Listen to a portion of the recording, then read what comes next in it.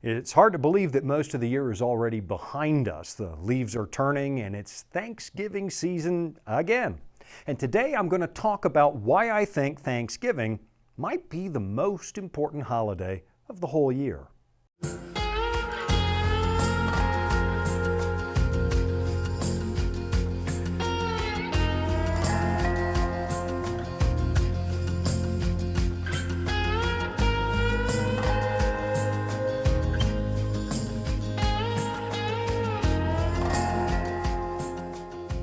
Quite a few years ago now, my brother and I started this friendly debate about who came up with Thanksgiving first. Was it the Canadians or the Americans?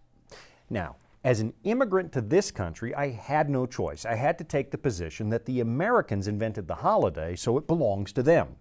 As a Canadian, my brother took the other side of the question. And see, you've got to understand that in my tribe, arguing is an art form. It doesn't really matter if you're right or wrong. What matters is that you win the argument.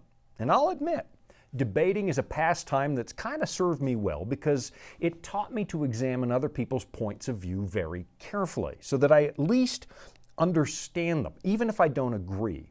And I guess I owe some of the perspectives I've adopted on this show to a lifetime of debate. Anyway, back to the rather meaningless debate about who invented Thanksgiving. The story we tell in America is rooted in the first harvest the Pilgrims enjoyed in November of 1621, when the Wampanoag Indians famously joined the Pilgrims for a celebratory feast. And we don't know for sure that they were eating turkey that day. We do know they were eating birds, as recorded by the famous pilgrim Edward Winslow, who actually made a note of what they did that day. He writes, "Our harvest being gotten in, our governor sent 4 men on fowling, so we might after a special manner rejoice together after we had gathered the fruits of our labors. They 4 in one day killed as much fowl as with a little help beside served the company almost a week." Now, as you probably know, food wasn't exactly abundant for those early colonists, and they suffered a lot of hardship when they first arrived. In fact, if the Wampanoags had not taught them how to survive in the New World, they probably wouldn't have made it. So the story of Thanksgiving in America is really well known, even legendary. I mean, when I was growing up in Canada, even we watched the American Thanksgiving specials because most of the TV shows we watched were bleeding over the border from the United States. And so when I moved here, I already understood the cultural importance of your biggest holiday. So that's the American version of Thanksgiving, and I still maintain that it's a much bigger deal here than it ever was in Canada. I mean, don't get me wrong, Canadians also celebrate Thanksgiving, but they do it more than a month before we do, because way up there above the 49th parallel, the harvest comes a lot earlier than it does down here. So they celebrate Thanksgiving in October. And while the holiday is important to Canadians, it's nowhere near as important as it is down here. In the United States, Thanksgiving almost seems bigger than Christmas, but not so much where I was born. I mean, they still have turkey and cranberry sauce and pumpkin pie and special sermons in church about being thankful and even a little bit of football. But in Canada, I could safely schedule other events across Thanksgiving and not create a problem. In fact, I used to host a major fundraising event on Thanksgiving, and it didn't kill attendance. Gene and I even got married on Thanksgiving, and everybody still turned out. As most of you know, that would not happen in America. The first official Thanksgiving in Canada was in 1879, nearly 250 years after the Pilgrims celebrated theirs. But of course, the practice of Thanksgiving, or at least the tradition of harvest festivals, goes back a lot further than that. So, in some regards, I'll admit my brother was at least partly right. History records a Thanksgiving festival in Canada back in 1579, more than 40 years before the famous dinner at Plymouth. It happened when Martin Frobisher, the English explorer, was looking for the fabled Northwest Passage, a route that could take you over the top of North America. He was up around Baffin Island, a place that I love to visit, and he intended to start a small community up there. He had 15 ships loaded with supplies, but then the weather and the ice demolished one of those boats, which meant that he lost a lot of his building material. It was really discouraging, and it meant there was going to be a lot of hardship. But then a minister by the name of Maester Wolfall preached a sermon about gratitude when they suddenly experienced just a little bit of good luck. According to one historical record, he made unto them a godly sermon, exhorting them especially to be thankful to God for their strange and miraculous deliverance in those so dangerous places, and putting them in mind of the uncertainty of man's life, willed them to make themselves always ready as resolute men to enjoy and accept thankfully whatsoever adventure his divine providence should appoint.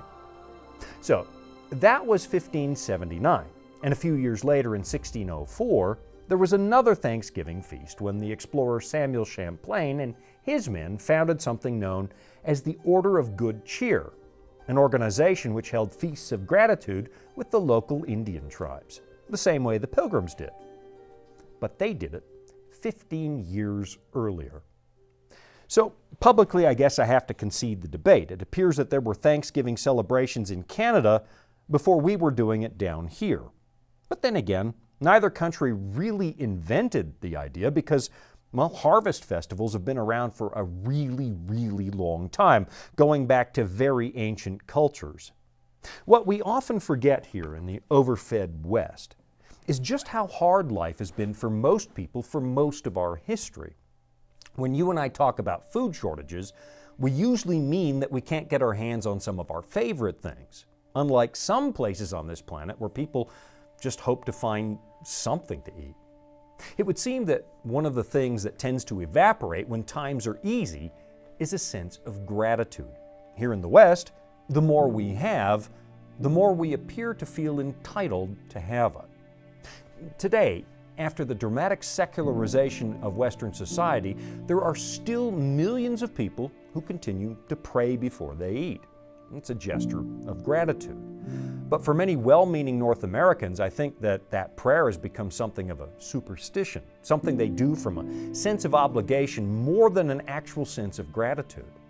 I mean, I remember as a little kid wondering what might happen if I didn't pray before I ate, as if saying grace was some kind of magical incantation that removed dangerous impurities from the food. And I know I'm not alone with that. I've witnessed a lot of people who suddenly stop eating halfway through their first bite of food, trying to remember, did I say grace? And some of them get this mild look of panic, as if something really bad is going to happen if they get the ritual wrong. That mild sense of fear is a legacy that we kind of inherited from our medieval past, where a lot of Christian preachers gave the impression that God was looking for some excuse, any excuse at all, to strike us dead with a thunderbolt if we stepped a little bit out of line, as if he was the Roman god Jupiter. Because of that, a lot of the religious rituals back then were intended to just stave off the wrath of God, and a prayer before dinner wasn't really a matter of faith. It was just one more thing you added to your list of religious good deeds in order to keep yourself out of the fires of hell.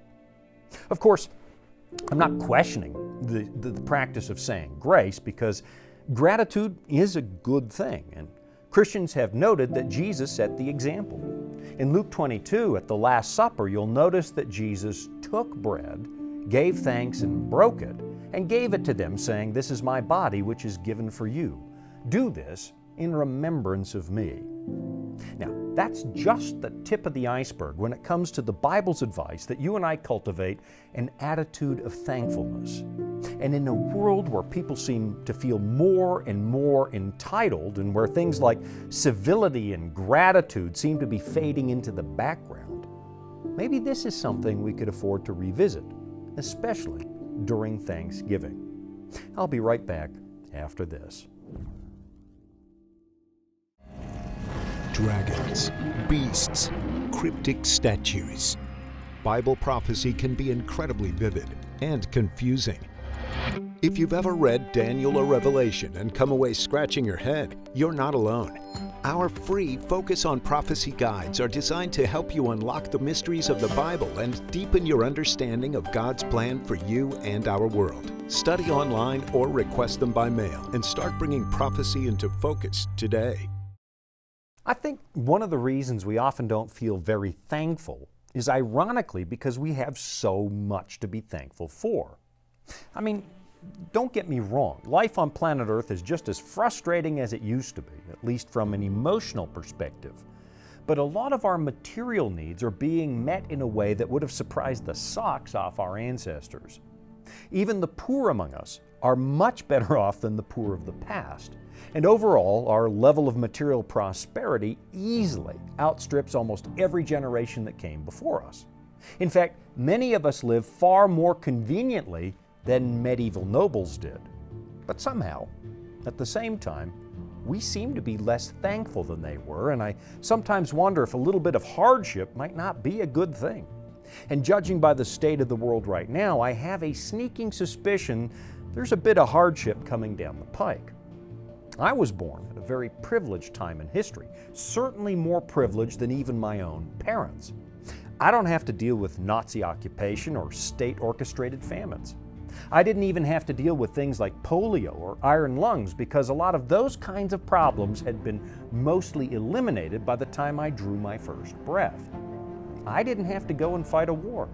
I didn't have to go and beg on a street corner hoping for just enough change to get something to eat. I mean, it doesn't mean that my life was easy because it really wasn't, but it was certainly easier for me than the people who came before me. And yet my generation, the ones coming after me as well, somehow we seem a lot less thankful and we assume that we deserve what we have, maybe more. So maybe today, in light of the Thanksgiving holiday, I'd like to share some reminders from the Scriptures that Christian believers should always be cultivating gratitude.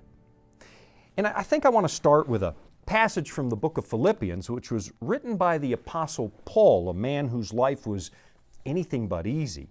He writes in Philippians chapter 4, "Be anxious for nothing, but in everything by prayer and supplication with thanksgiving, let your requests be made known to God, and the peace of God, which surpasses all understanding, will guard your hearts and minds through Christ Jesus."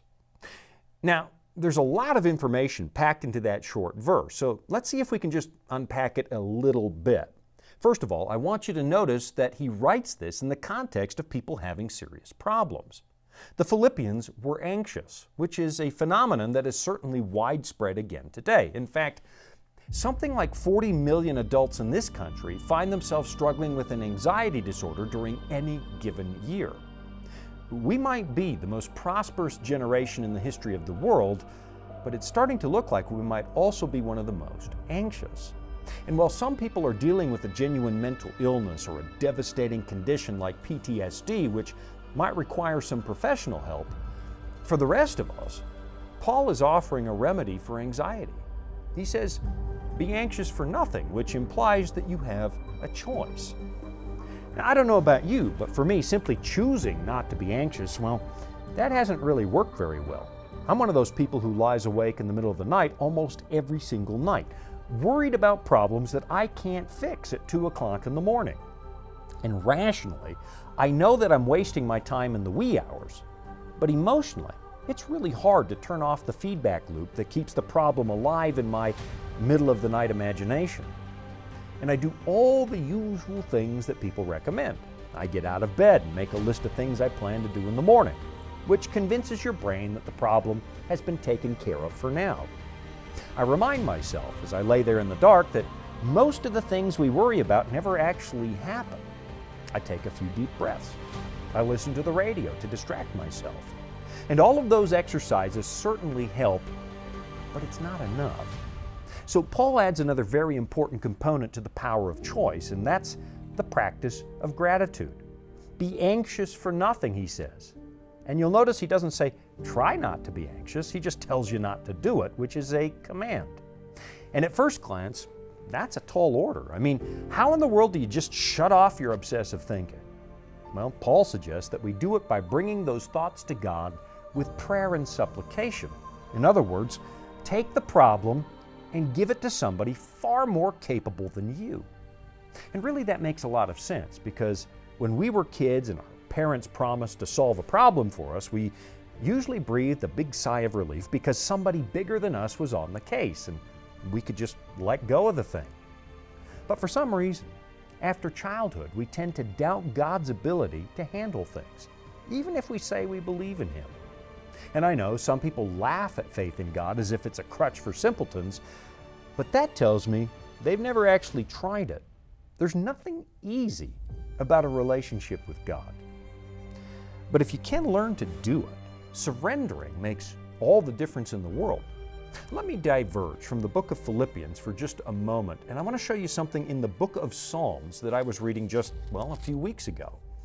And if you're following along in your own Bible, you might want to bookmark Philippians 4 because we're going to come back there. But for now, let's take a look at Psalm 131. It says, "Lord, my heart is not haughty, nor my eyes lofty. Neither do I concern myself with great matters, nor with things too profound for me." Take a moment and ask yourself, what do I really know? How much of this universe am I in charge of? Some of the wisest philosophers in the history of the world came to the conclusion that they really didn't know much at all. I mean, apart from a few accomplished physicists, how many of us really understand how gravity works? Most of us just trust it. We use gravity to get things done. How many of us can grasp how tiny little particles seem to communicate across vast distances faster than the speed of light through quantum entanglement? If you don't understand that, are you going to stop living your life? Do you really understand how ball lightning works? Do you know what dark matter is, or what the universe is actually made out of? There are lots of things that you and I struggle to understand, but that doesn't mean they don't exist. And just because the Bible has inexplicable concepts, that doesn't mean this book isn't true. In fact, if this book was inspired by an omniscient, infinite God, you'd have to expect that you don't understand it all. But that's another show for another day, and we've got to get back to Psalm 131. David simply tells us that he doesn't waste a lot of time worried about the things he doesn't understand. He just accepts them because he's come to know that God is real, which brings us to his second verse, where he says, "Surely I have calmed and quieted my soul, like a weaned child with his mother. Like a weaned child is my soul within me." One of the most frequent metaphors found in the Bible is the image of parenthood. Over and over, the Bible describes God as our Father and you as His child. And here in the Psalms, David tells us what kind of children we are. He says, we're weaned, which means that from heaven's perspective, you and I have barely moved beyond the stage of complete and utter helplessness. We're like toddlers, maybe even younger. The only real skill from a cosmic perspective that we've developed is the ability to eat a little bit of solid food. Now, you and I like to think that in the cosmic scheme of things, the human race has reached some kind of developmental pinnacle. We think you and I are the executive chefs and master painters of the universe, but according to the Bible, we're still busy making mud pies and meaningless scribbles with crayons. And judging by the mess we've made of this planet, there's a really good chance that the human race is probably still at the stage of soiling its diapers. Of course, it's not that we're completely helpless, because we're not. I mean, the human race is incredibly inventive, incredibly resourceful, at times incredibly inspiring, but I don't think there are too many people who would say that somehow the human race has arrived. According to the Bible, our place in this universe is that of a recently weaned infant. And if you think about really small children, you'll notice something fascinating. Sometimes they're far too confident because they don't understand their own limitations. Oh, they like to play grown-up. They like to try and convince us that they're ready for life. But then at other times, they're far too frightened, hiding behind their mother's skirt, and we have to convince the little ones to exercise a little more courage. And that's who we are, according to the Bible. So when David faced anxiety, he reminded himself, we're not alone in this universe, and there are things we absolutely will not understand. But at the same time, we're children who have a Father, and we can leave the biggest problems with Him. David says that's how he calmed and quieted his soul. I'll be right back after this. Here at the Voice of Prophecy, we're committed to creating top-quality programming for the whole family, like our audio adventure series, Discovery Mountain. Discovery Mountain is a Bible-based program for kids of all ages and backgrounds. Your family will enjoy the faith-building stories from this small mountain summer camp and town. With 24 seasonal episodes every year and fresh content every week, there's always a new adventure just on the horizon. Just before the break, we were looking at Psalm 131, where David reminds us that we're barely weaned children when it comes to our place in the universe. But he also suggests we have a Father who knows we can't always fend for ourselves, and he says we can learn to trust him. We can let go of those obsessive thoughts that plague us, and we can find comfort in knowing that somebody else is going to deal with the things we can't control. Now, of course, it's easier to say that than to do it. But I've got to tell you, even though I haven't mastered this by a long shot, as the years go by, it's definitely getting better. David concludes by saying, "O Israel, hope in the Lord, from this time forth and forever." Now, before the clock runs out on me yet again, let's go back to that passage in the book of Philippians, chapter 4, where Paul is giving us some advice for dealing with anxiety. "Be anxious for nothing," he writes, "but in everything by prayer and supplication with thanksgiving. Let your requests be made known to God, and the peace of God, which surpasses all understanding, will guard your hearts and minds through Christ Jesus." Sometimes you'll hear Christians refer to something they call the peace that passes understanding, and this is what they're talking about. It's the peace of mind you get when you realize you're a cosmic toddler with a heavenly Father, a personal God, a God who's very interested in what happens to you. And the secret, according to Paul, is not only leaving your problems with God, but leaving them behind with an attitude of thanksgiving. In other words, be grateful for what you have. That's the reason that Thanksgiving is really my favorite holiday. I mean, yeah, I enjoy the nice meal that Jean makes. She's a much better cook than me. And yeah, I've been known to crash on the couch and watch a little football when my tummy is full, but it's the original concept behind the holiday that really makes me treasure it. I mean, other holidays like Christmas, they come with a lot of stress and a lot of activity and a lot of obligation.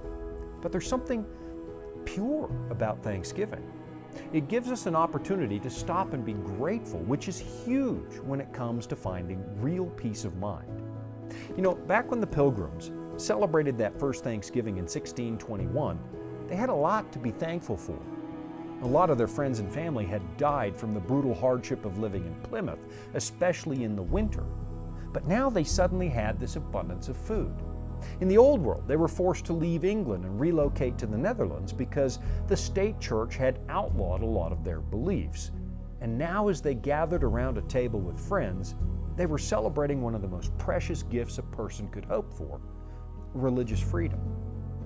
You know, there's a big part of me that suspects that our generation probably complains a lot more than our ancestors did, even though we have less to complain about. Some of my relatives endured incredible hardship when the Nazis seized their towns and put them in labor camps. Do you know something? Growing up, I never heard one of them complain about it. They had to work harder than we do. They had far fewer prospects of an easy life, and they lived life with a smile and a heart full of gratitude. And it occurs to me that the less we actually have, the more likely we seem to be grateful. I'm reminded of that scene from Pilgrim's Progress where the lead character named Christian approaches the cross, and the huge burden he was carrying on his back suddenly falls to the ground. Bunyan writes, "Up this way, therefore, did burdened Christian run, but not without great difficulty, because of the load on his back. He ran thus till he came to a place somewhat ascending, and upon that place stood a cross, and a little below in the bottom a tomb. So I saw in my dream that just as Christian came up with the cross, his burden loosed from off his shoulders, and fell from off his back, and began to tumble, and so continued to do till it came to the mouth of the tomb, where it fell in, and I saw it no more. Then was Christian glad and lightsome, and said with a merry heart, He hath given me rest by his sorrow, and life by his death."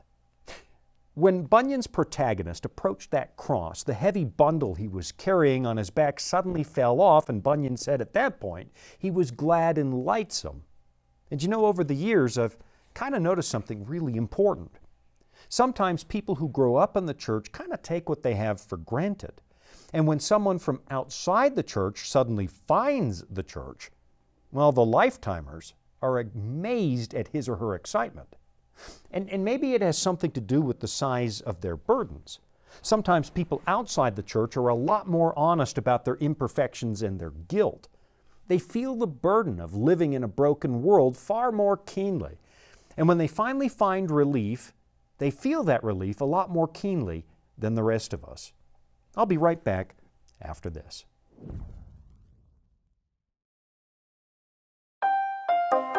Are you searching for answers to life's toughest questions like, where is God when we suffer? Can I find real happiness? Or is there any hope for our chaotic world? The Discover Bible Guides will help you find the answers you're looking for. Visit us at BibleStudies.com or give us a call at 888-456-7933 for your free Discover Bible Guides. Study online on our secure website or have the free guides mailed right to your home. There is never a cost or obligation.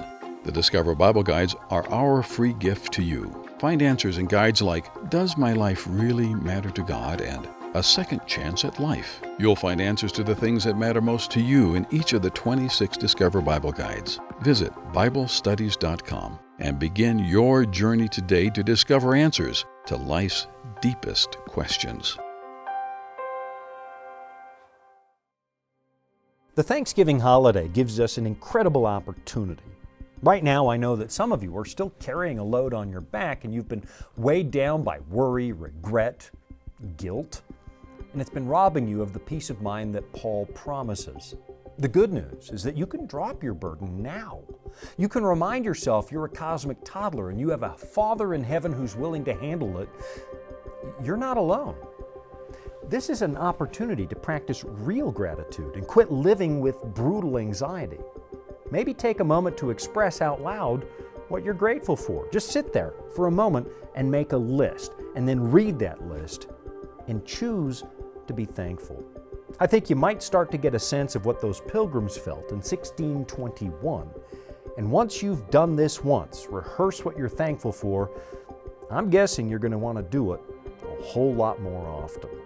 I'm Shawn Boonstra. Thanks for watching. Thanks for joining us this week, and happy Thanksgiving.